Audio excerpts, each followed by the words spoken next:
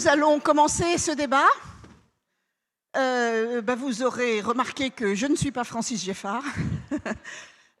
Francis a des petits soucis de santé qui ne sont pas très graves, mais qui l'empêchent d'être avec nous aujourd'hui.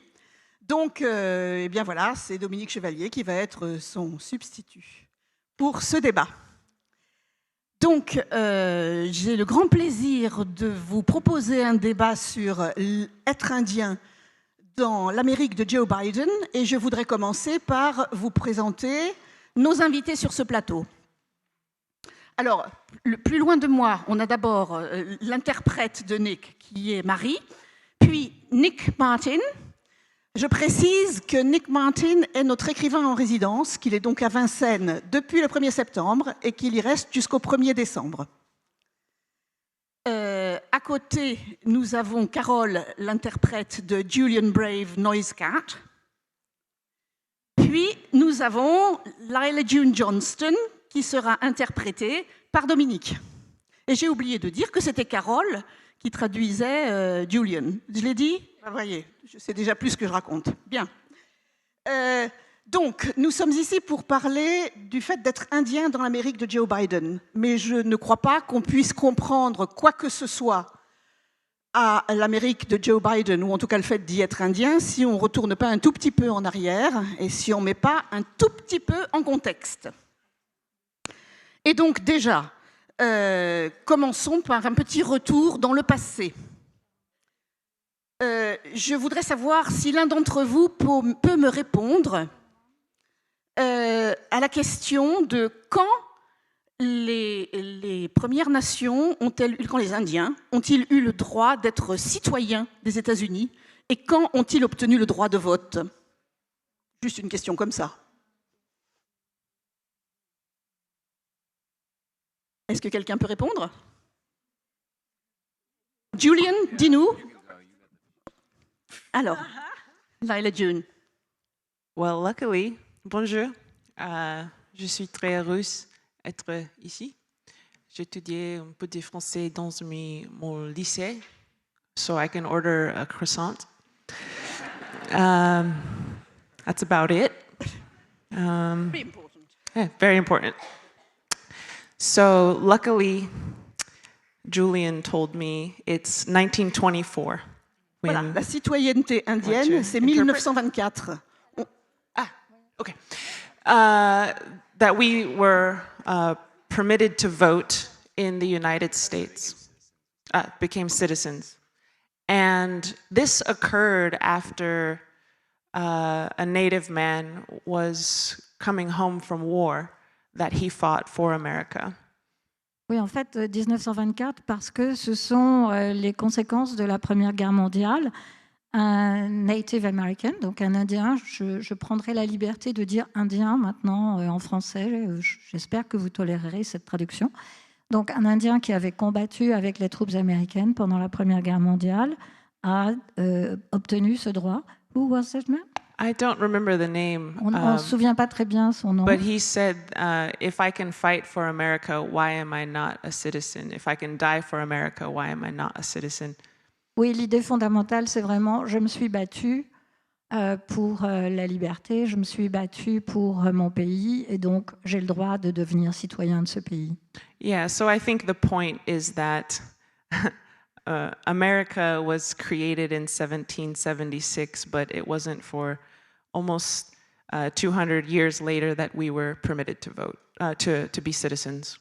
Donc en fait, les États-Unis dataient de 1776 et ça a pris un siècle et demi pour que les Indiens puissent devenir citoyens et aient le droit de vote. Et le droit de vote est arrivé plus tard, n'est-ce pas? Donc c'était juste être citoyen.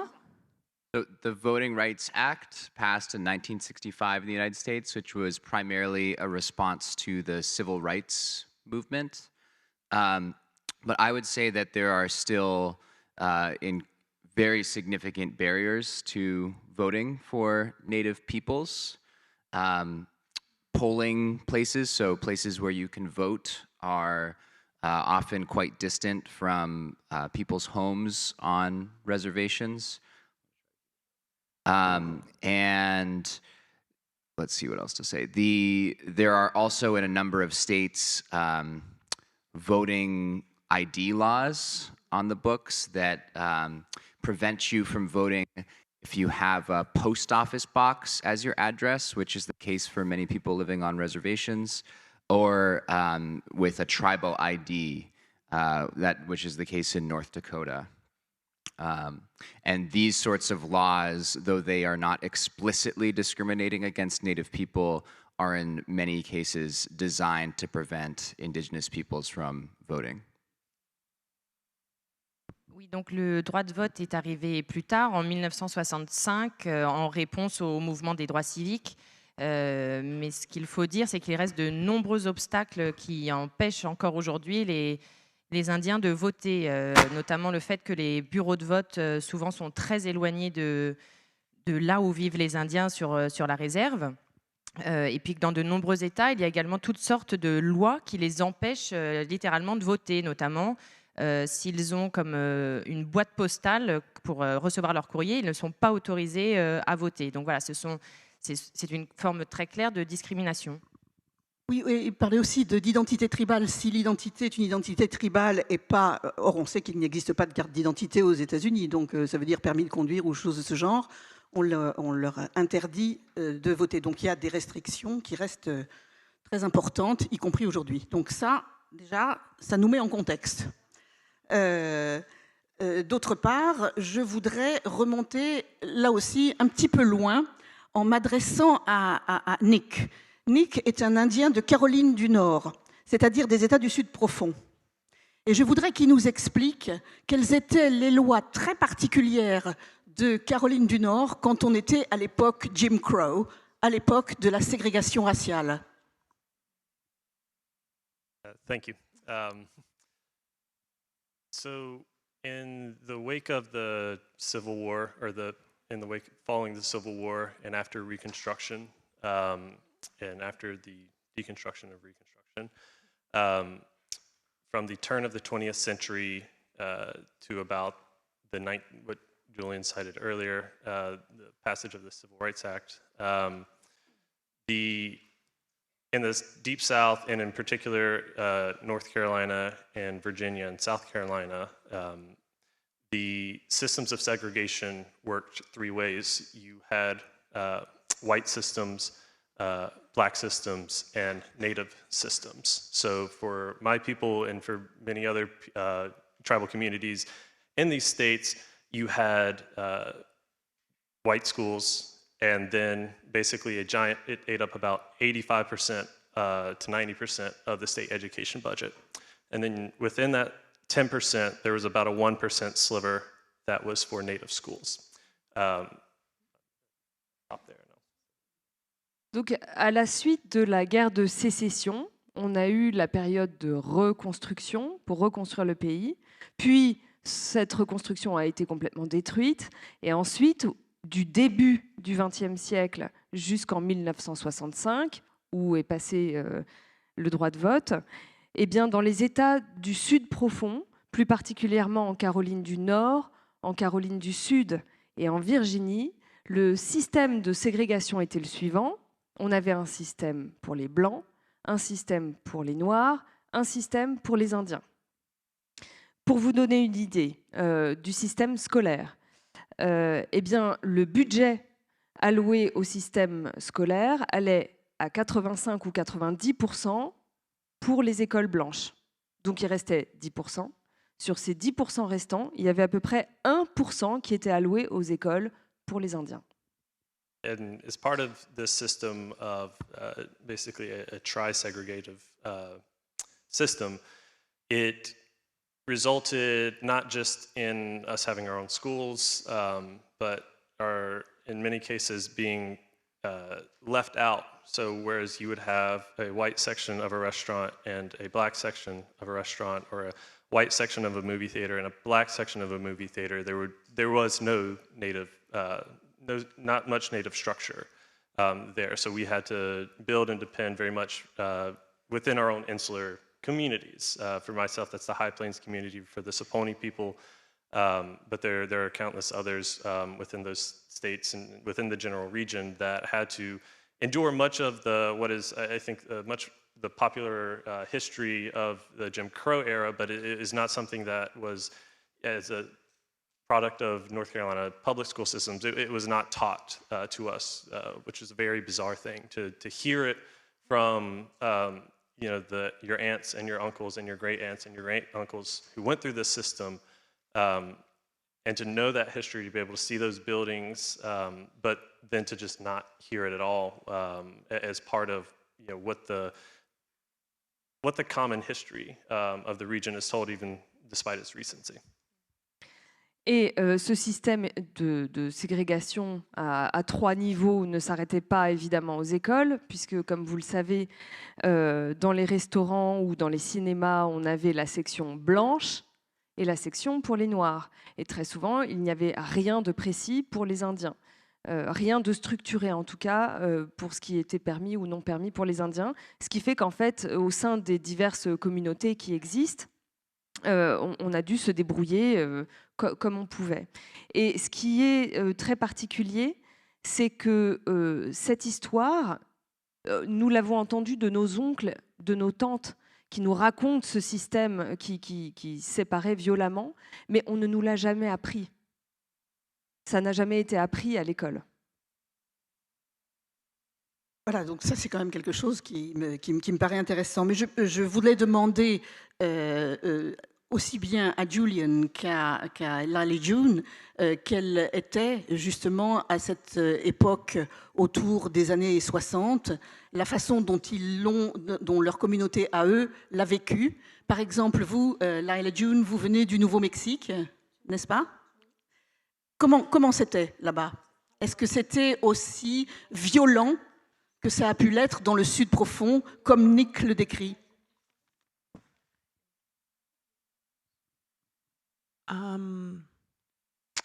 So I live in a unique part of America. It's a place where they highly romanticize Native people. So the racism was a different form. I won't say less, but different. People come to Nouveau-Mexique to, learn about Native culture. And I think in the 60s, there was a resurgence of interest in Native culture that was somewhat romanticized. But yeah, I think in the 1500s and 1600s and 1700s and 1800s, an extreme amount of violence. About 98% of us were either killed by massacre or disease. Oui, en fait, il y a des éléments très différents de la vie des populations indiennes au Nouveau-Mexique.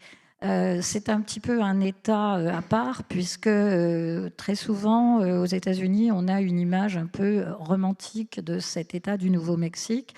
C'est une image qui a été fabriquée beaucoup, et les cultures indiennes locales vivaient de façon autonome. À partir des années 60, il y a eu une résurgence de l'intérêt vers ces cultures indiennes, dont on pensait qu'elles avaient été préservées, en effet, dans ces régions. En fait, ce qui s'est passé, c'est que, oui, ce retour d'intérêt pour les cultures indiennes était un petit peu romantique, on dirait plutôt chez nous bobo ou quelque chose comme ça. Mais ça cachait aussi le fait que pendant les siècles précédents, vraiment au XVIe, au XVIIe, au XVIIIe siècle, il y a eu au contraire des violences absolument incroyables sur ces États. Et en particulier au Nouveau-Mexique, on pense que 90% des populations indiennes ont disparu, ont été rayées de la carte, on pourrait dire, soit par des massacres, soit par les maladies, soit par les mauvais traitements, etc. Donc la réalité, en effet, est très violente, ou l'a été. The 1960s was the last decade of the formal policy of termination. That was the actual stated goal of the United States federal policy towards American Indian, Alaska Native tribal communities at the time. And by termination, they meant, firstly, the elimination of Native peoples' sovereignty and distinct legal status as indigenous peoples. They also meant funding boarding schools, federal Indian boarding schools that Native children were in the 1960s still being taken away to in certain communities. And they also meant the relocation through a program called the Federal Indian Relocation Program of tens of thousands of Native people to cities like the one that I grew up in, Oakland, California. What is interesting to me about the 1960s as a period for Native people is that at the same time as you have this system of termination, of assimilation, of coercive relocation that is all designed to bring Native people to our cultural end as distinct nations.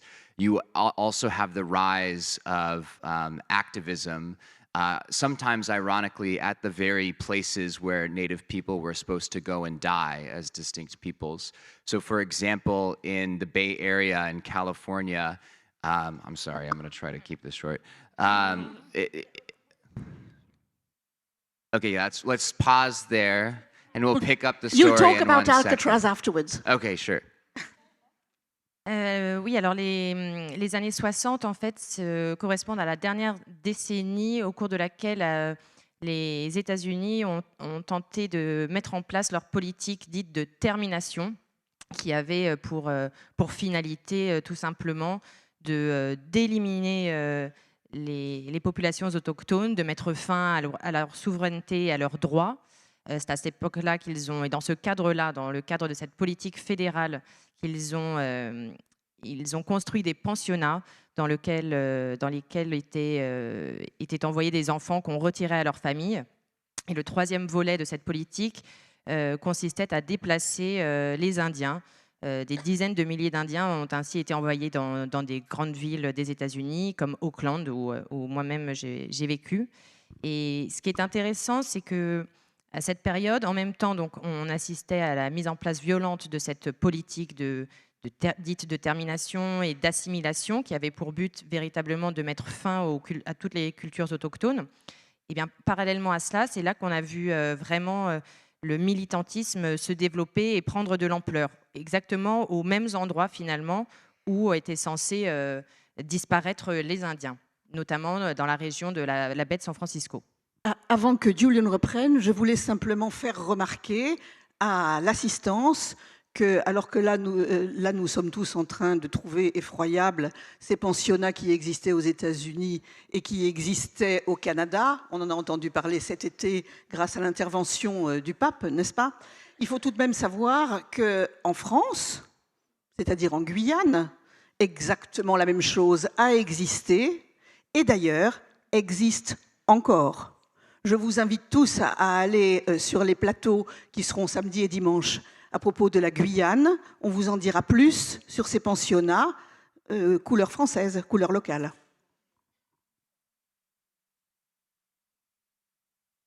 So, Alcatraz. So to pick back up after our translation interlude,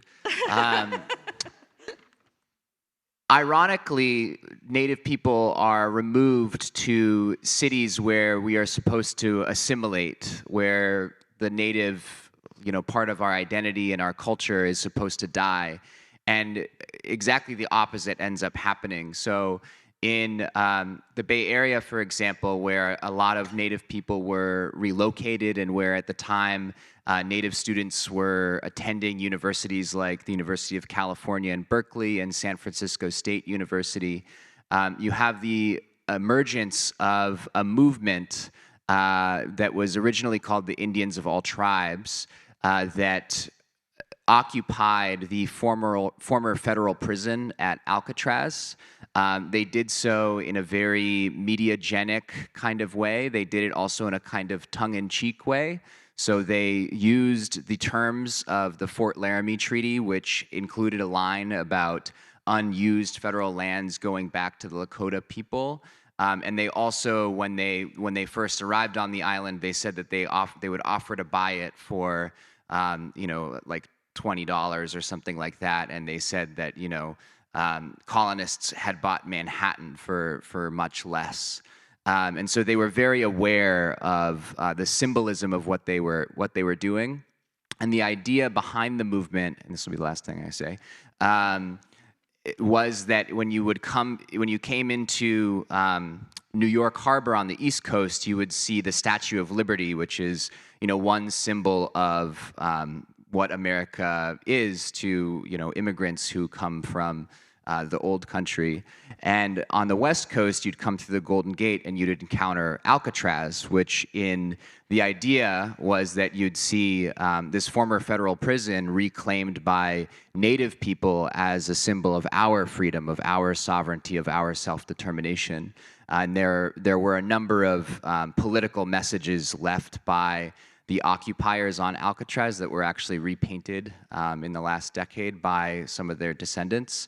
That still mark the importance of that occupation to Native people. And it really was a starting point for a resurgence in our political rights.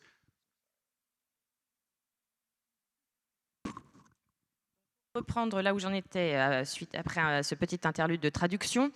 Comme je le disais, ce qui est ironique, c'est que ces villes où l'on a envoyé tous ces Indiens pour les assimiler, pour les faire rentrer dans le moule et vraiment effacer tout ce qui faisait leur culture et leur tradition, ce qui est ironique, c'est que c'est le contraire finalement qui est arrivé. De nombreux jeunes Indiens dans la baie de San Francisco sont allés à l'université, notamment à Berkeley, et cela a donné naissance à ce mouvement Indians of All Tribes, qui a été très actif sur le terrain. Et c'est dans la lignée de ce mouvement-là qu'a eu lieu l'occupation d'Alcatraz, l'ancienne prison fédérale. Ça a été une occupation, si l'on peut dire, très médiagénique, qui a été énormément repris dans les médias. Il y avait des messages très forts et notamment les occupants ont repris de façon ironique, ont détourné les termes du traité de Fort Laramie. Et ils ont notamment proposé de racheter l'île d'Alcatraz pour $20, comme l'avaient fait les coloniaux qui avaient acheté Manhattan pour encore moins cher que ça. Donc voilà, tous les occupants d'Alcatraz étaient conscients du symbolisme de leur action. Et voilà, l'idée, c'était aussi de faire ce parallèle entre la côte Est, où quand on arrive du port de New York, il y a la Statue de la Liberté, ce symbole de liberté, du rêve américain et de cet accueil de liberté pour les immigrants, alors que quand on arrive de l'autre côté, sur la Gold Coast, on tombe sur Alcatraz, qui est donc une ancienne prison. Mais les Indiens se la sont appropriés comme un symbole de leur liberté, de leur autodétermination. Et ils y ont laissé de nombreux messages politiques que leurs descendants se sont réappropriés et ont ravivé. Et vraiment, cette occupation a été un tournant dans le militantisme pour les droits des Indiens.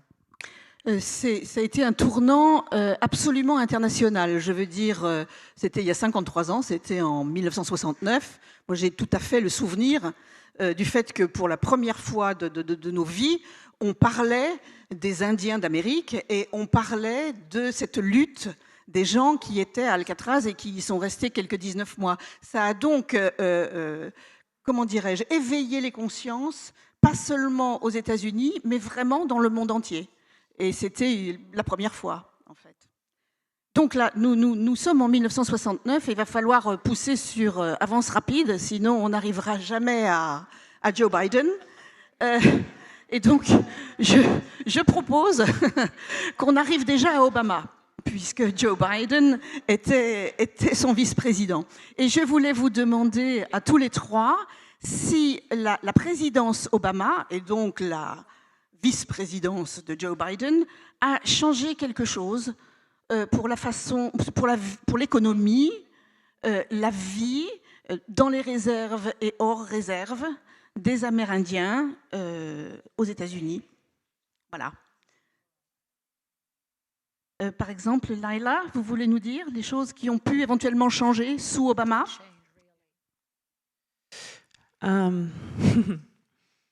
So,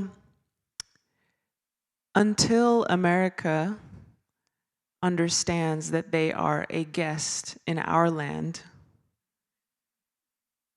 nothing will really change on a fundamental level. However, Obama was the first president to visit Native homelands ever. In a very long, I think it was a century or more. So Obama also, when he came to Standing Rock, which was also the place of a recent movement, as you may know, he spoke to the youth, he spoke to the young people, and he found that their situation was atrocious, and he went back home to the White House and began a number of initiatives to start to support Native youth, specifically in education. You want to start with that? Oui, c'est vrai que, en effet, on peut s'attendre à ce qu'avec la présidence d'Obama, il y a des choses nouvelles, mais il faut bien que les Américains se rendent compte qu'ils sont les invités des populations indiennes aux États-Unis, enfin en Amérique du Nord et en Amérique en général. Donc, il faut que ce sentiment général change. Et avec Obama, ce qui a changé, c'est qu'en effet, le regard sur les populations indiennes a été différent, puisque Obama a été le premier président à rendre visite à des populations indiennes dans les réserves. En particulier, Standing Rock, oui. Donc, vraiment, les réserves où les jeunes, en particulier, avaient des situations difficiles. Obama s'est adressé aux jeunes, il leur a tenu, bien sûr, des discours, et surtout, il est revenu de ses visites dans les réserves avec une meilleure compréhension du problème des populations indiennes. Et il a très rapidement pris des initiatives tournées vers ces populations, des jeunes en particulier, et des innovations concernant l'éducation. But yes, I think ultimately American presidents, no matter how progressive they are, still operate within a system that inherently denies our dignity and denies our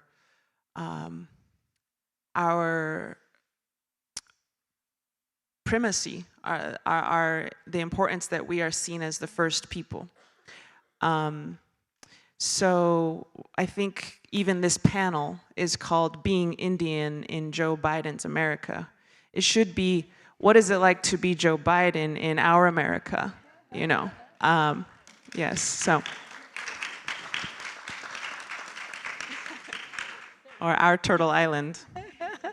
Donc en fait, même si Obama a eu en effet un regard différent vers les peuples indiens, il n'empêche que le système n'a pas changé. Le système, c'est un système de colonisation américaine, enfin on pourrait dire d'origine européenne, sur les territoires des États-Unis.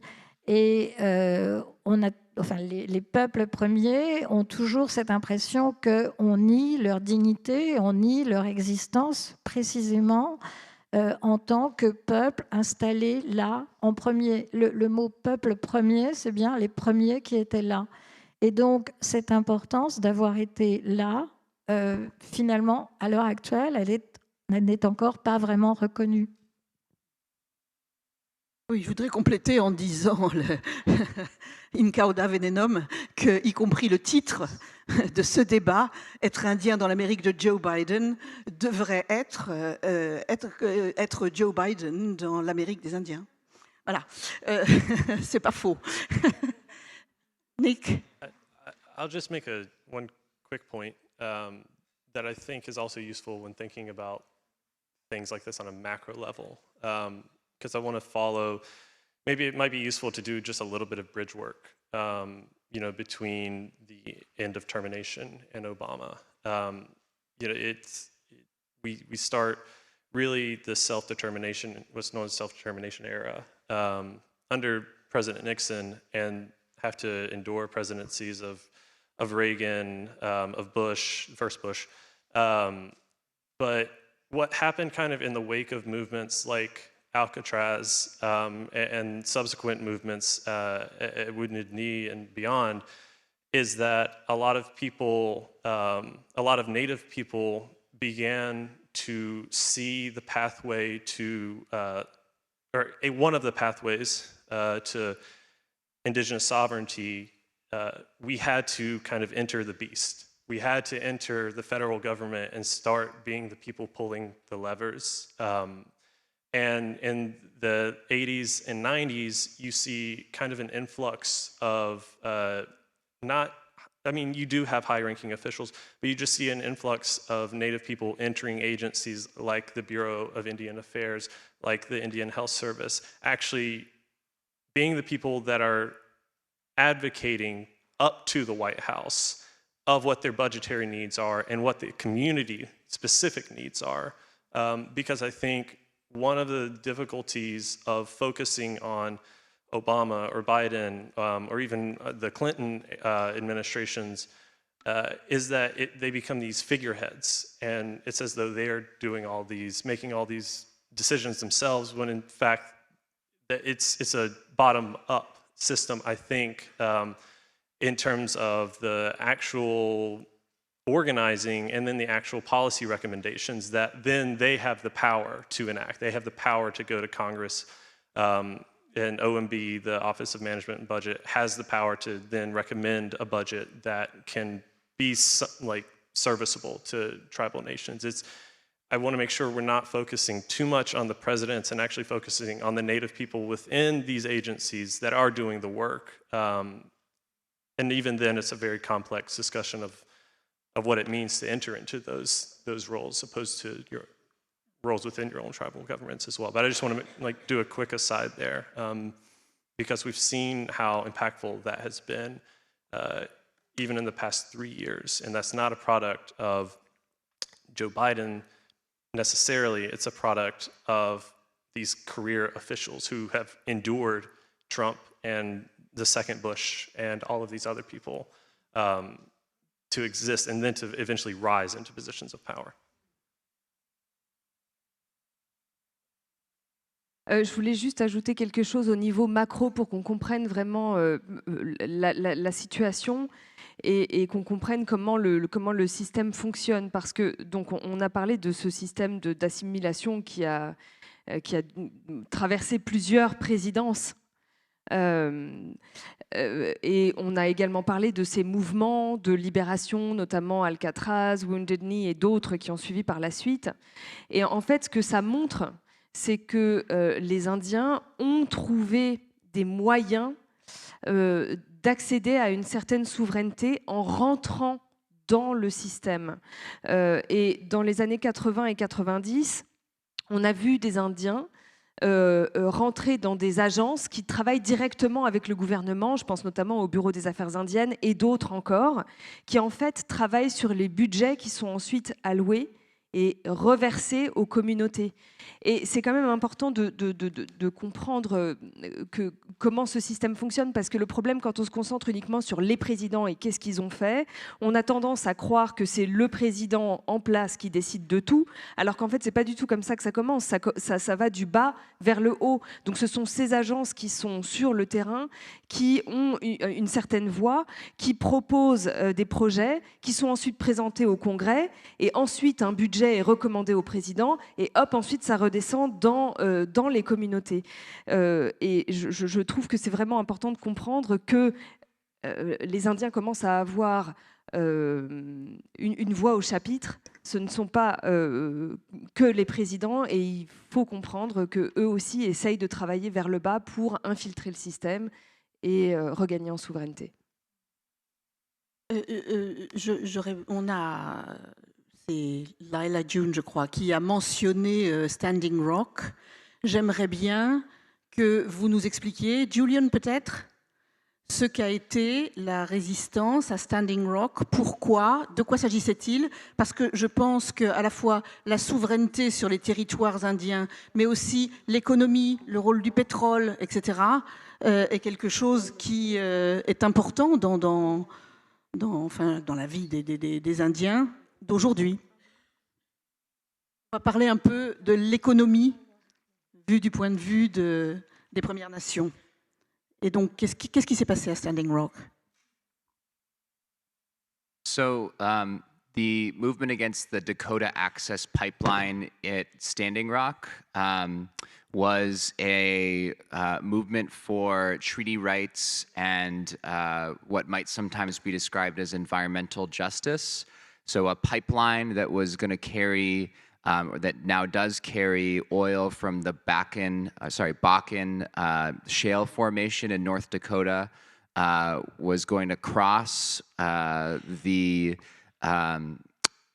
Missouri River and under the Lake Oahe Reservoir that abuts the Standing Rock Sioux Tribes Reservation right on the border of North Dakota.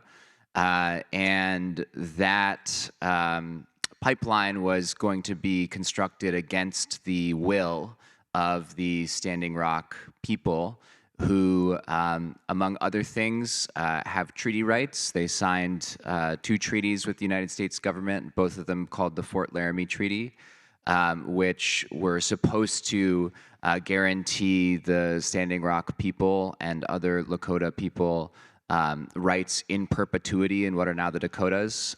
Both of those treaties were more or less broken the moment the ink dried on them. And the pipeline ended up being built against very significant opposition. At one point in time, the camp that was in the path of construction was the 3rd largest city in all of the state of North Dakota. There were tens of thousands of people camped there. And it was, in the same way that Alcatraz was for a prior generation, a real sort of flashpoint for Native rights, I would say, for the generation of people who are sitting up on this panel, and is now remembered, and I think will continue to be remembered as one of the most significant movements of Native people in not just United States history, but globally. Oui, alors à Standing Rock, c'est là que s'est mis en place un vaste mouvement de protestation contre le Dakota Access Pipeline, qui en réalité violait les termes des traités dont bénéficiaient les Indiens et que l'on peut voir comme une véritable injustice environnementale. Ce pipeline était censé donc transporter du pétrole dans le nord du Dakota, traverser le Missouri, traverser des terres sacrées et des réserves. Et sa construction, le peuple de Standing Rock s'est violemment opposé à cette construction. Il faut savoir que le peuple de Standing Rock a signé par le passé 2 traités qui portent d'ailleurs le même nom. Ce sont les traités de Fort Laramie, qui leur garantissaient à vie la souveraineté sur ces terres, mais ces 2 traités ont été de la même façon violés quasiment au moment même de leur signature. Et voilà, ce peuple s'est violemment opposé à ce projet qui a malgré tout été mené à bien. Le mouvement a pris énormément d'ampleur, des dizaines de milliers de personnes ont installé leurs tentes pour protester, et vraiment ça a été un moment clé dans ce mouvement de résistance qui a essaimé vraiment partout dans le pays et partout dans le monde. C'est un mouvement qu'on n'oubliera jamais parce que tout le monde était uni pour s'opposer à ce projet. Et alors aujourd'hui, où en est-on?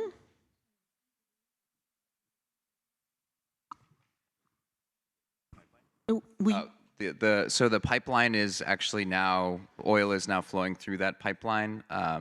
There continues to be opposition from Standing Rock, and there's a number of legal sort of challenges that keep kind of coming up around whether or not the pipeline got all of its permits for construction, the answer to which is that they did not. and yet the oil is still flowing. What I think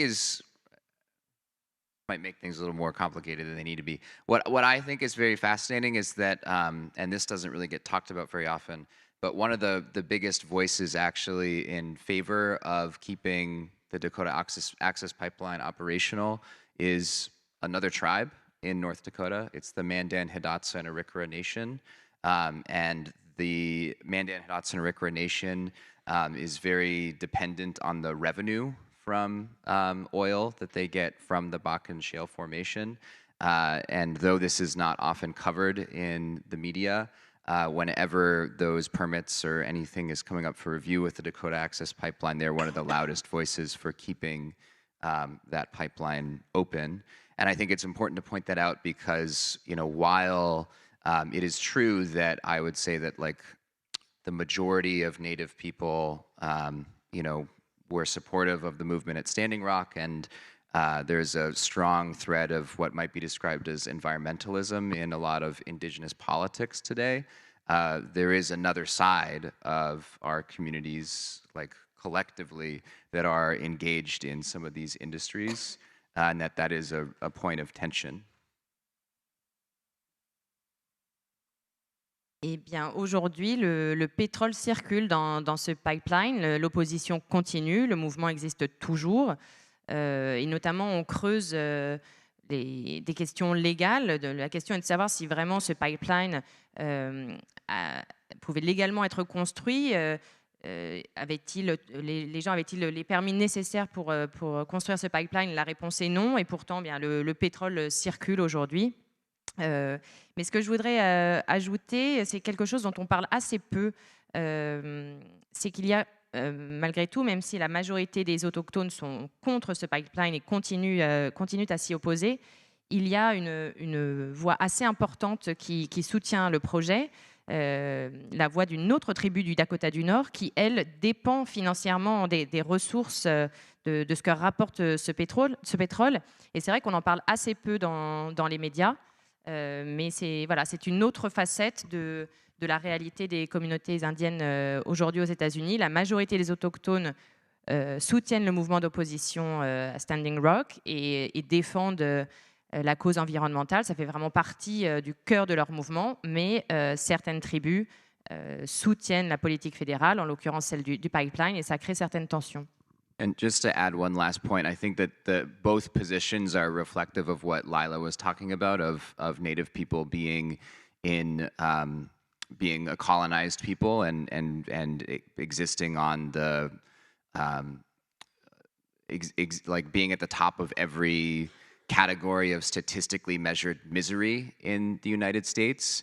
On the one hand, you know, at Standing Rock, you see Native people still in the 21st century standing in opposition to an invasion of their lands by industry.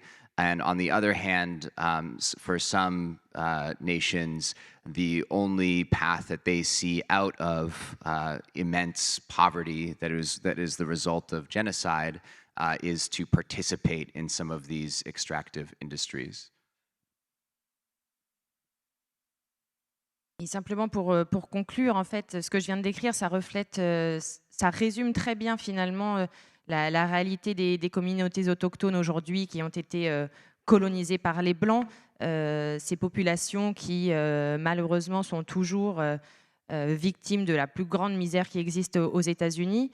Aujourd'hui, à Standing Rock comme ailleurs, eh bien, on voit que, à la fois, aujourd'hui, au XXIe siècle, les tribus continuent à défendre leurs terres contre l'invasion par les grandes industries, et en même temps, nombre de leurs membres considèrent que la seule façon de s'extraire de la pauvreté dont ils sont victimes est d'intégrer ce système et de soutenir cette industrie. Oui, vous soulignez là un dilemme qui est un parmi les dilemmes dont on parle quand on parle des populations autochtones. Par exemple, j'aimerais que vous me parliez de la réserve. La réserve, au départ, c'était la prison dans laquelle vous confinez les coloniaux. Enfin, je veux dire, la piste des larmes, les déplacements et et le confinement dans une réserve, au départ, c'était une prison. Et il semble que ce soit maintenant aussi un lieu de liberté et d'identité indienne. Est-ce que vous pourriez développer un peu ce thème-là, s'il vous plaît? Là, par exemple?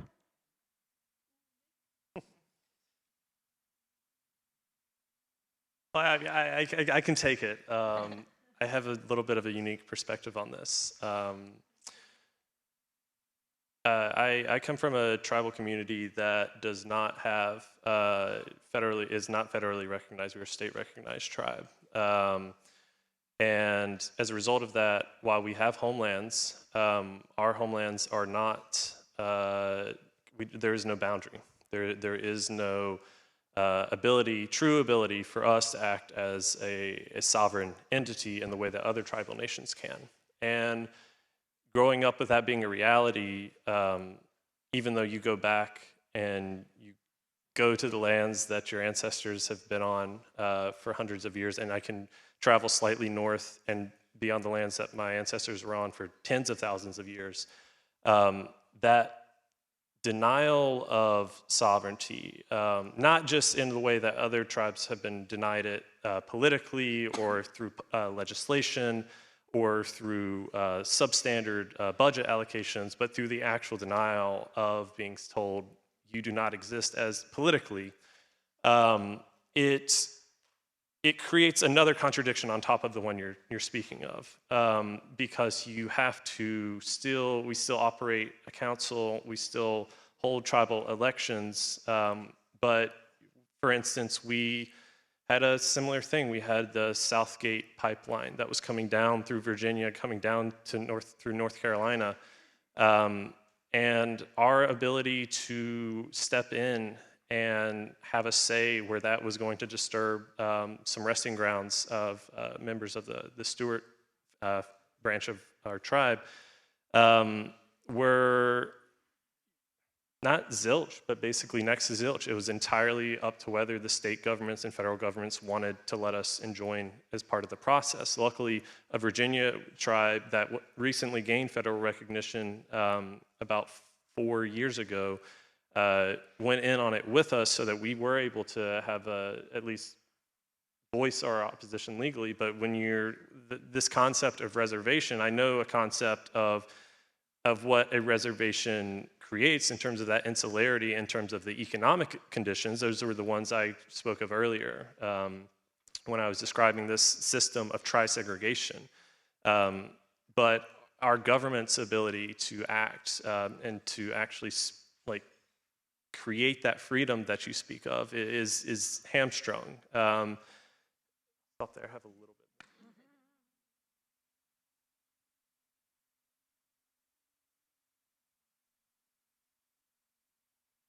Alors, donc je prends la question, mais j'ai un point de vue qui est assez particulier parce qu'en fait, je viens d'une communauté qui n'est absolument pas reconnue par l'État fédéral. Donc, pour l'État américain, nous n'existons pas. Nous avons un territoire, mais nous n'avons pas de frontières. Nous n'avons aucun recours si quelqu'un décide de s'installer sur le territoire. Donc, évidemment, nous sommes sur les terres de nos ancêtres. Mais ce déni de notre souveraineté ajoute encore une contradiction à la problématique de la réserve et de l'enfermement de l'Indien. C'est-à-dire que là, bien au-delà de toutes les difficultés, nous n'avons aucun soutien juridique ou budgétaire du fait que nous n'avons pas d'existence. Donc, au sein de la communauté, nous avons une hiérarchie, nous avons des élections. Mais par exemple, nous aussi, nous avons eu un problème de pipeline qui traversait notre État. Mais nous n'avons pas eu la moindre arme pour faire opposition d'un point de vue juridique, en fait, puisque les gouvernements locaux et fédéraux ne reconnaissent pas notre existence. Alors, heureusement, ce qui s'est passé dans ce cas particulier, c'est qu'une autre tribu de l'État de Virginie qui a enfin obtenu une existence juridique il y a 4 ou 5 ans, s'est ralliée à notre cause, et donc on a pu au final déposer un recours juridique pour montrer notre opposition à ce que ce pipeline traverse notre État. Mais donc vous voyez un petit peu la complexité. Donc évidemment, je connais le problème des réserves, on en a parlé, cette notion d'enfermement, cette notion de pauvreté absolue, mais il faut bien comprendre que le gouvernement tient littéralement notre liberté et notre existence même entre les mains.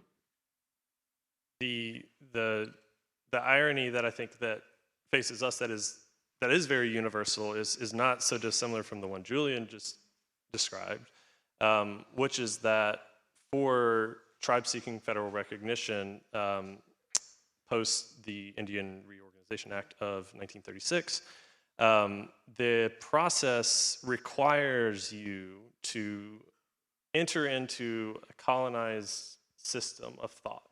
You have to go before a federal government that is its own sovereign to then seek your sovereign. You're looking for them to basically accept you as a sovereign. And without that, you can't do anything. And it's not so dissimilar from a lot of the economic and material conditions that we face, where whether that means participating in the coal industry or the fossil fuel industry in general, and having to seek out these things that are actively destructive to us in order to then just survive. We have to, in order for us to survive politically, we have to turn back and we have to enter into a process that is incredibly, from my vantage point, demeaning.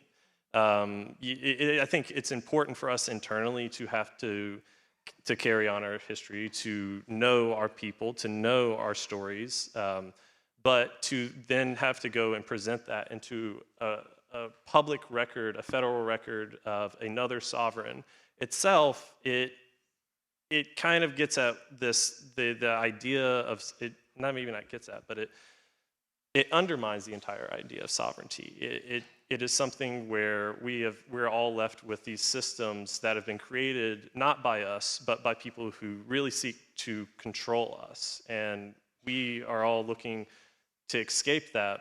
But to escape that, you see the cycle I'm painting here. It's you participate in an attempt to escape, and there's no getting off the ride for a lot of this. It's extremely contradictory by nature, and that's what they want it to be. They want you to look at this pie as at this very small pie and say that it's the only one you have, when in reality the one we had prior to the colonization was the systems that we made, the communities that we made, and now we have to exist within this world that only allows us a sliver of all of that, and that we have to just go with. Et donc en fait, l'ironie que j'essaie d'expliquer, c'est que pour pouvoir nous libérer, eh bien, on est obligé de rentrer dans ce système colonial. C'est-à-dire que pour pouvoir avoir le droit d'avoir une existence propre, on doit rentrer dans le système fédéral. Et c'est le même problème pour tout, c'est-à-dire que ce soit pour les énergies fossiles, quel que soit le sujet, tout ce qui nous détruit.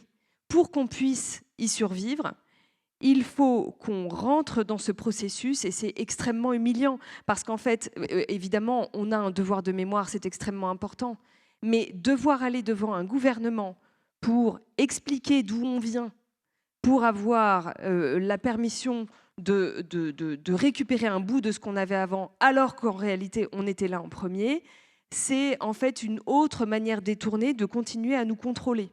Donc, pour échapper à ce contrôle, on doit rentrer dans le système et être contrôlé et suivre exactement le processus qu'il faut pour pouvoir ensuite en sortir. Enfin, donc vous voyez le cercle vicieux.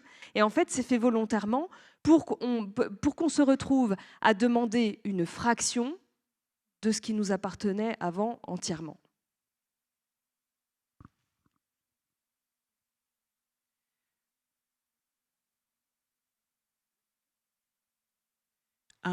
Imagine for a moment.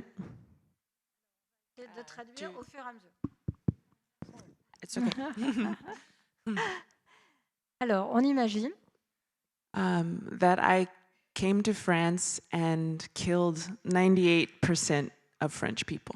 Alors, je viens en France et je tue combien 98% des Français. 98, yeah.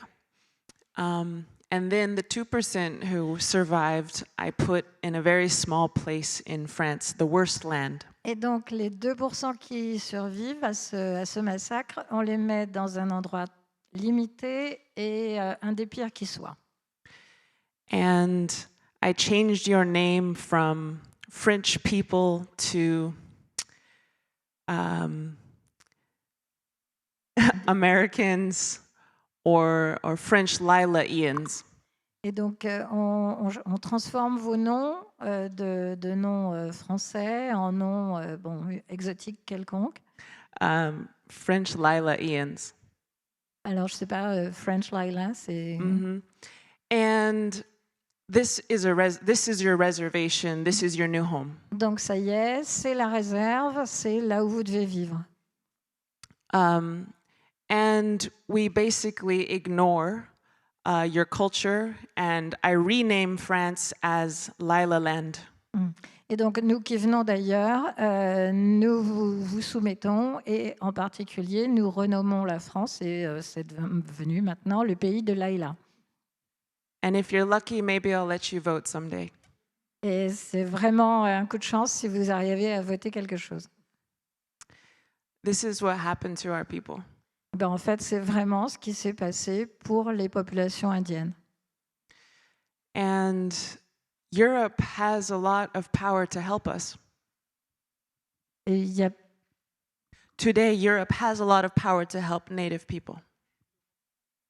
Donc, c'est pour ça que maintenant, l'Europe peut faire beaucoup pour les Indiens. Alors, on revient à la situation réelle.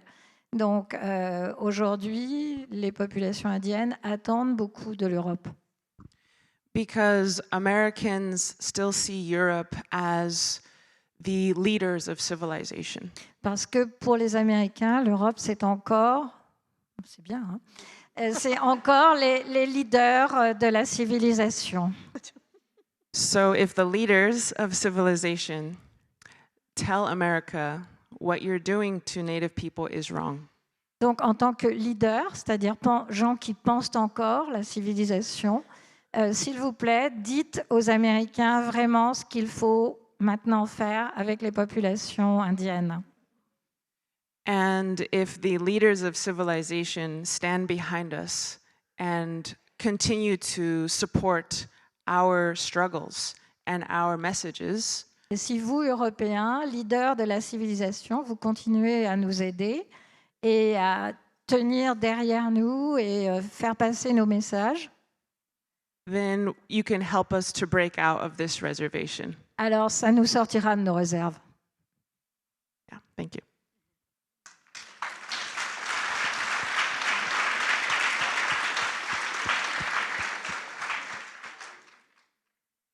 Mais en même temps qu'il y a des réserves, il y a aussi les Indiens qui vivent hors réserve dans les grandes villes ou dans la périphérie des grandes villes. Julian, vous avez grandi à Auckland, mais je pense à quelqu'un que vous aimez tous beaucoup, Tommy Orange, qui nous a parlé des communautés indiennes vivant justement dans la périphérie des villes et en particulier des villes ouvrières. Et je voulais vous demander, est-ce que les Indiens qui vivent hors réserve finissent par s'assimiler ou bien est-ce qu'au contraire, ils arrivent à recréer des communautés autochtones plus ou moins solidaires d'ailleurs du monde ouvrier? So my friend Tommy Orange's book, There, which I believe has a Ici n'est plus ici. It has a French translation now. I believe it's Absolument. published by Albin Michel. Absolument. Which C'est un des Tommy Orange est un des protégés de Francis. Donc le livre s'appelle Ici n'est plus ici et c'est une splendeur. Tommy Orange. is about the urban Native community in Oakland, California, which is where I grew up. And I think that there's a mix of community that gets recreated in places like Oakland, often not in the same way that it would exist on the reservation. So it's much more what might be described as pan-Indian in English. So lots of people from different nations coming together in urban Indian community centers. The one in Oakland is called the Intertribal Friendship House. It's been there since 1953. It's the third oldest urban Indian community center in the United States. In places like that, people come back together, and they have drum and dance practice on Thursday nights. I think still that's when it was when I was a kid. They have community gatherings and functions, feasts and feeds and different other sorts of cultural activities. There's a garden now. Used to just be a play structure that would give you tetanus. And in general, I think that there is an effort to recreate community life in urban centers in the way that exists back home on our reservations. But I think for some, it can be difficult to maintain those kinds of connections. To maintain language, for example, in a city is very difficult. I didn't learn my language until I spent more time at home meaning on my family's res with my kia, who's a Secwepemc language speaker, a fluent speaker. And so there are certain things that I think it can be harder to maintain. And then, of course, so much of our culture at the end of the day is about our connection to the land and essentially how we would feed and maintain our health and our well-being that's rooted in the land and the water and those sorts of things. And, it's obviously a lot harder to have that sort of part of our identity in the city. Although I think Tommy would say that there's another relationship to the city that is an indigenous relationship to the city, and he writes about this in There quite eloquently. And I think it's important to recognize that there is today a wholly legitimate version of being Native that exists in the cities. People are no less Native who live in urban centers.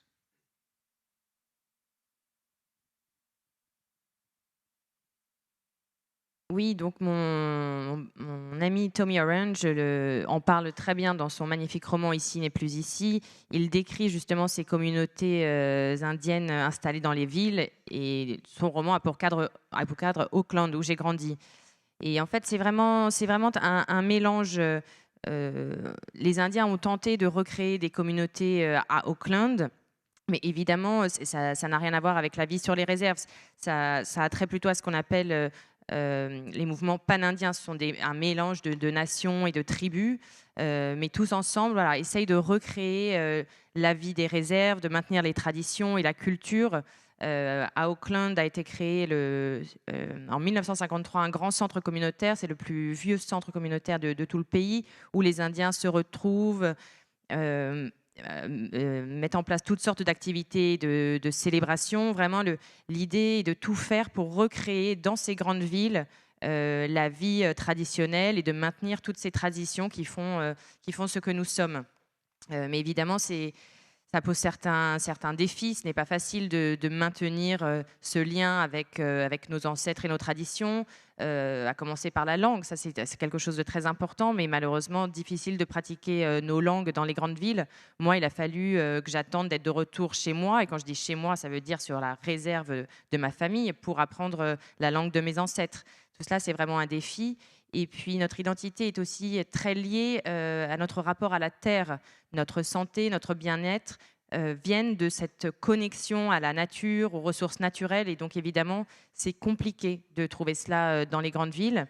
Et d'une certaine façon, ça rend compliqué pour nous d'assumer notre identité d'autochtone. Mais Tommy Orange dirait certainement qu'on peut développer une autre relation avec l'environnement au sein des villes, et il le décrit très bien dans ce roman. Et on est tout aussi indien si l'on vit en ville que sur une réserve. On n'est pas moins indien, on est indien partout. Je voudrais maintenant changer un peu de sujet, mais parler d'un sujet tout à fait central, il me semble. Et avant de donner la parole sur le sujet de l'éducation à Nick, dont je voudrais qu'il nous parle du sens de l'éducation dans sa propre famille et dans sa propre tribu, avant ça, j'aimerais bien donner un petit témoignage. Il se trouve que lors d'un voyage que j'ai fait aux États-Unis, en pays Navajo, nous nous sommes retrouvés au Parlement tribal à Window Rock et nous avons passé un moment d'entretien avec celui qui était comment appelle-t-on ça, le Chief of Staff. Oui, en gros, le directeur de cabinet du président de la tribu, qui était quelqu'un qui avait fait ses études à Harvard et était revenu à la tribu pour travailler pour la tribu. Et lorsque nous avons discuté avec lui en particulier du budget de la tribu Navajo, il nous a expliqué que 50% du budget allait à l'éducation. Alors on s'est tous regardés, on était tous plus ou moins des anciens profs, on s'est dit voilà, à Dieu ne plaise. Et nous nous sommes surtout dit, ben voilà, une nation qui dépense 50% de son budget pour l'éducation, il y a de l'espoir pour elle. Voilà, fin du témoignage. Et maintenant, je voudrais demander à Nick qu'il nous parle un peu de l'importance de l'éducation dans sa famille et dans sa tribu. Yeah, I can take that on. It's something I've written extensively about. Education is it can be a little bit of a double-edged sword, but I'll talk about both sides of it. So I'll talk about one side. So the first side is access. For essentially until the turn of the 20th century, our people were sharecroppers, which I'm not sure if the term translates, but effectively means that you're not a slave, but you don't have the ability to own land. You work the land of somebody else, and just to pay off your debt to them, and it's one of those vicious cycles again. And so around the turn of the 20th century, right before that, in the 1890s, we had a pair of men in our community go before the state legislature in North Carolina. And they went alongside a preacher from the church the Saponi attended, and essentially advocated that this cycle of just going straight from the womb into the field was creating a substandard quality of life, and that we needed to at least be able to access an elementary education. And so that created, subsequently, and part of that little 1% sliver I talked about earlier, subsequently created the High Plains Indian School, which my great-grandparents did not attend, but my grandparents did. And both of my grandparents are quite old. Only one is living. They were born in the mid-1920s. And my granddad was a farmer and was always just somebody who was better with his hands. So he didn't complete his education, which by the time he was in school in the 1930s and 40s went to about high school age. I'll pause.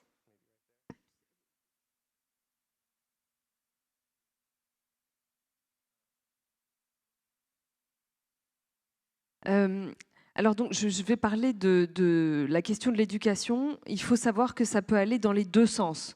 Donc je commence par le premier, à savoir la question de l'accès à l'éducation.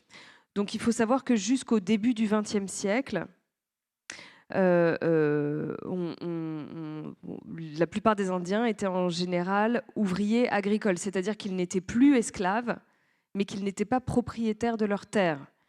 Ils travaillaient la terre pour le propriétaire et, ce faisant, ils remboursaient leurs dettes. Bon. Et dans les années 1890, donc au tournant du siècle, des hommes de ma tribu en Caroline du Nord sont allés auprès de leurs représentants, à l'État de Caroline du Nord pour expliquer que sortir du ventre d'une mère pour se retrouver sur une terre agricole et la travailler jusqu'à sa mort, ça crée vraiment un niveau de vie absolument pitoyable. Et ils ont demandé à avoir accès au minimum à une éducation élémentaire. C'est les fameux 1% dont je vous parlais au début. Ils ont été alloués à partir de ce moment-là pour que les Indiens aient accès à une éducation élémentaire. Donc, mes arrière-grands-parents n'y ont pas eu accès, mais mes grands-parents qui ont été à l'école donc vers les années 1920 y ont eu accès. Donc, mon grand-père, lui a été donc fermier, il travaillait, il était plus à l'aise avec ses mains, donc lui n'a pas fini son éducation, c'est-à-dire qu'il n'a pas été jusqu'au lycée, mais il a eu droit à une éducation élémentaire. My grandmother, however, was among one of the smartest, I think, one of the smartest Saponi people that's lived. And she completed her high school education, which at the time, I believe, went to 11th grade at the High Plains Indian School. Now, we are along a state border. So we are in North Carolina, and that's where the school was located. But just a mile up the road was the Virginia state line. And at the time, my grandmother, also being a woman, had limited educational opportunities for her after high school. So she went into Virginia, and with her grades was able to get into a secretarial school. She attended that school for about 6 weeks until one of the white store owners of our community phoned up to the school and informed them that she was in fact an Indian. And because Virginia at the time they only had white schools and black schools. So she was sent home and was not allowed to enroll or continue her education. That had a really profound effect on her. What happened shortly after that is World War II. My grandfather was drafted and was part of the liberation forces. He came through Paris when it was rubble and moved on into Belgium to help free and clean up the concentration camps. And while he was here, he was a tobacco farmer who did not smoke, so he sold his cigarette rations and would buy jewelry and bought a motorcycle, and he would write love notes back to my grandmother. And upon returning, they were married and began having the first of their 11 children. Kids are great free labor.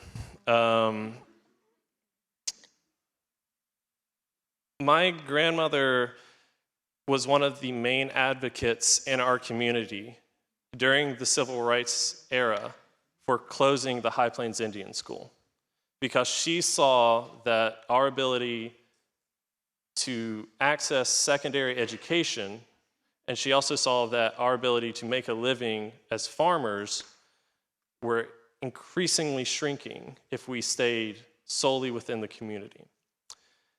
And as a product of her being denied, this is all about access and what it means to be denied access. She was denied access, and as a result of that, she sent all 11 of her kids to college. Some of them had to hitchhike to get there and to get back home, but all 11 of them either graduated from community college or got a 4-year degree. As a result of that, And then as a result of all of those kids understanding the importance of education and the importance of community, my father was able to go out and get a decent paying job. And then I was able to attend a decent 4-year education myself. It's something that I wrote about in the Chronicle for here. These histories are not long histories. The ability to create change comes through access. It comes through our ability to access education. And I guess the second edge of that sword, yeah, maybe right there. Donc, ma grand-mère, elle, en revanche, était... It's a short one. It's a short edge. Et ça, c'est que la première partie. Hein. Donc, ma grand-mère, en revanche, était vraiment douée pour les études. Et c'était quelqu'un de particulièrement brillant, à mon sens. Elle a fini ses études secondaires. Donc, elle a été jusqu'à la fin du lycée. Et ensuite, donc il faut savoir que donc, nous, on est en Caroline du Nord, mais juste à la frontière avec l'État de la Virginie. Donc en fait, si vous allez à 1,5 km, hop, vous passez la frontière et vous êtes de l'autre côté. Et donc à l'époque, ma grand-mère est partie en Virginie pour pouvoir faire des études supérieures. Elle est rentrée dans une école de secrétariat. Elle y est restée pendant 6 semaines. Et un jour, un gérant d'une boutique quelconque, un blanc, a appelé l'école pour signaler le fait que ma grand-mère était indienne. Et à l'époque, en Virginie, comme on vous avait parlé du système de ségrégation blanc, noir et rien pour les Indiens, eh bien en Virginie, il y avait des quotas donc, il y avait des universités pour les blancs, pour les noirs, et il n'y avait rien pour les Indiens. Donc elle a été renvoyée. Et ça a eu un tel impact sur elle qu'elle a... Donc ensuite, on a eu la Deuxième Guerre mondiale, mon grand-père qui est parti, qui a libéré Paris, qui est ensuite allé en Belgique, qui a libéré les camps de concentration. Et donc il était, comme je vous l'avais dit, fermier. En fait, il faisait pousser du tabac, mais donc il ne fumait pas. Il vendait son tabac en échange d'argent avec lequel il s'est acheté une moto, il a acheté des bijoux, il a écrit des lettres d'amour à ma grand-mère et hop, il est revenu aux États-Unis et ils ont eu 11 enfants. Et donc, voilà. Et donc, il faut ensuite savoir que ma grand-mère, dans les années 60, a été une fervente avocate pour la fermeture de ces écoles élémentaires pour Indiens. Parce que, pour elle, la capacité d'un Indien à avoir une bonne vie diminuait s'il restait dans sa communauté. Et le fait d'être limitée comme elle l'a été a eu un tel impact qu'elle a envoyé ses 11 enfants à l'université. Certains ont dû faire du stop pour aller à l'université, mais en tout cas, tout le monde a eu un diplôme à la fin. Et tous ces enfants, donc mes parents et mes oncles et tantes, ont grandi avec dans l'idée cette importance de l'éducation. Mon père, grâce à ce diplôme, a pu obtenir un emploi tout à fait décent. Et grâce à lui, j'ai pu, moi, suivre des études tout à fait intéressantes et bonnes. Donc tout ça pour dire que l'histoire, elle ne prend pas des siècles pour changer. Mais en revanche, pour qu'elle change, il faut donner l'accès. Donc ça, c'était la fin de la première partie. La deuxième est le plus courte, me dit-on. So I think that's the important part. We know that's an anecdotal example of what access can create.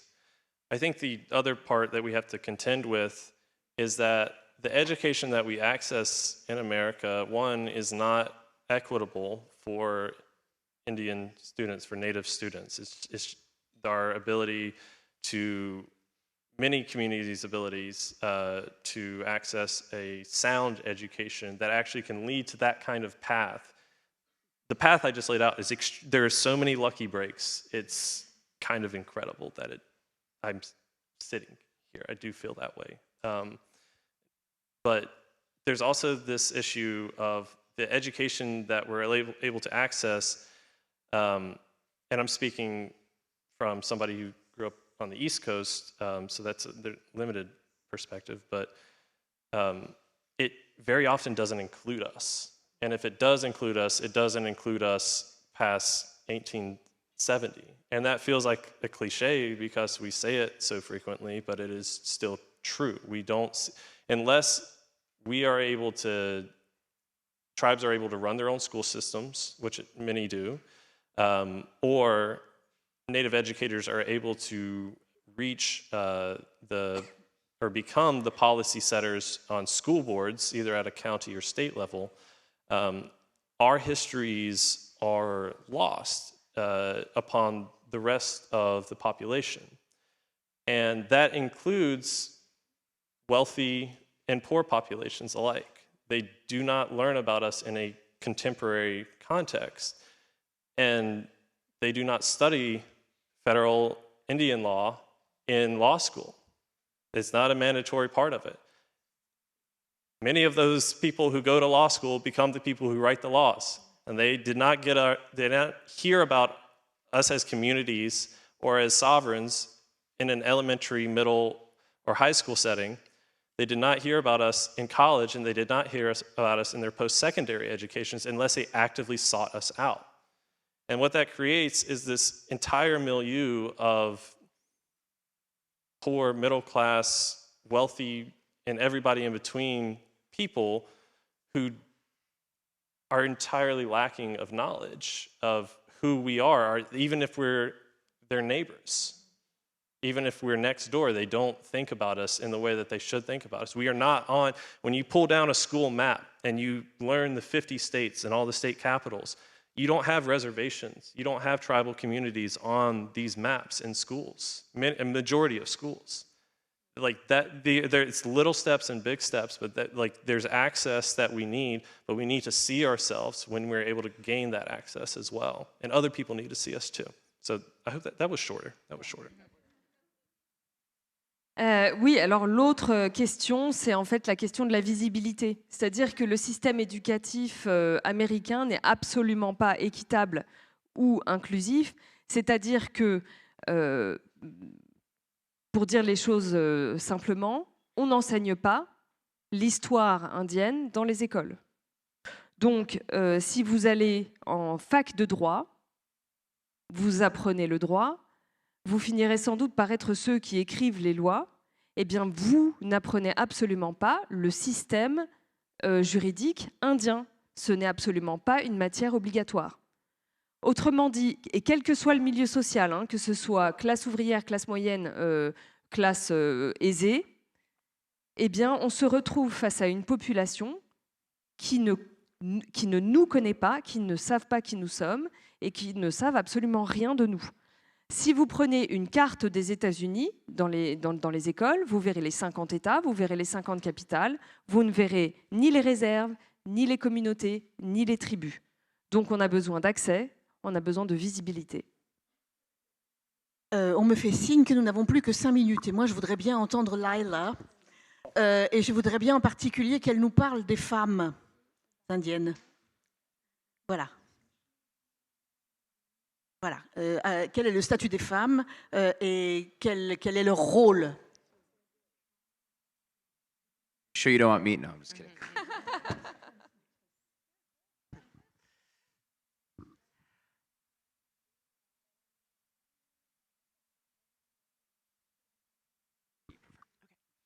So, in America, in Euro-American culture, you get your last name from your father. In my culture, you get your last name from your mother. This is because we understand that women are the origination of life. Si chez les Européens ou chez les Européens installés aux États-Unis, le nom qui est transmis est le nom du père.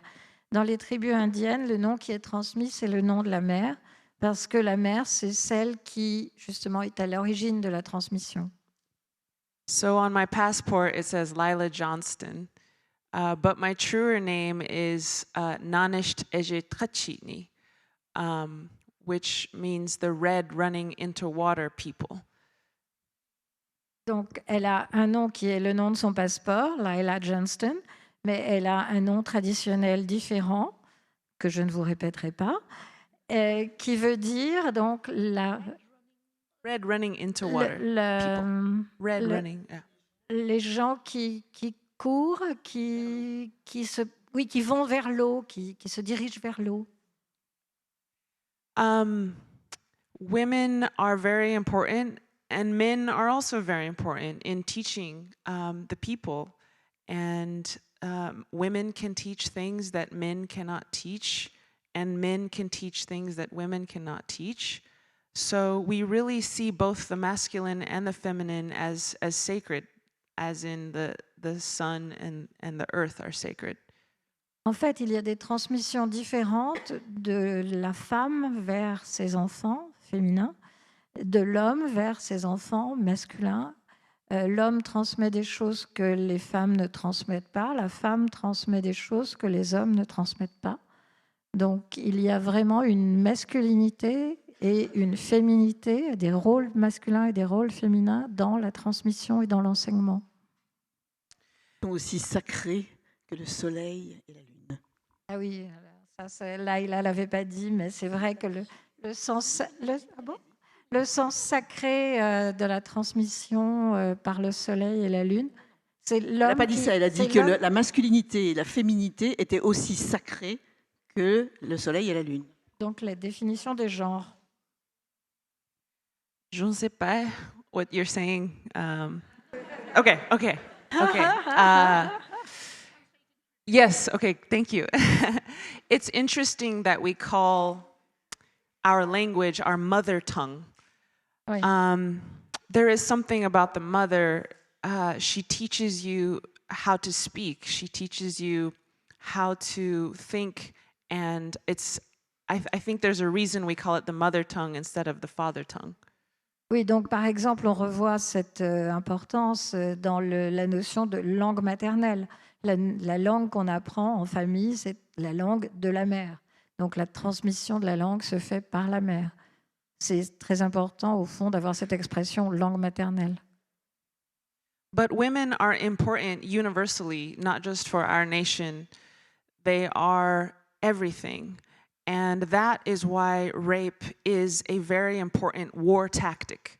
Because if you can break down the women, you can break down the entire country. Les femmes sont importantes partout dans le monde. Il n'y a pas que dans nos tribus. Donc, cette importance des femmes, par exemple, ça souligne cette gravité du viol. Quand, dans la guerre, on viole les femmes, ben, c'est un moyen de briser les femmes et donc de briser les populations. And the Americans understood this. They knew that if they could rape our women, they could not just hurt us, but they could hurt the men who loved us and break our spirits. C'est ce qui a été employé par les Européens américains quand ils ont donc pris possession de la terre. Ils ont violé les femmes. Ils ont violé les femmes, bien sûr, en faisant souffrir les femmes, mais aussi en faisant souffrir les hommes qui aimaient ces femmes.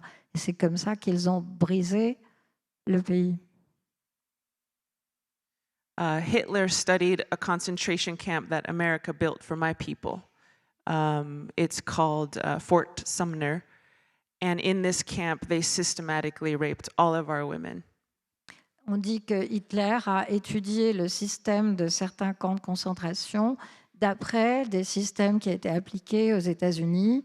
On violait systématiquement les femmes pour faire passer donc, la violence par le corps des femmes et s'imposer de cette façon. But rape is an illusion. It doesn't actually take anything from us because that can only be given. That heart of a woman can only be given. And so it's an illusion, and both our people, our men, our women, and our queer relatives, we're standing back up and we're seeing it as an illusion, and we're putting our spirits back together. Mais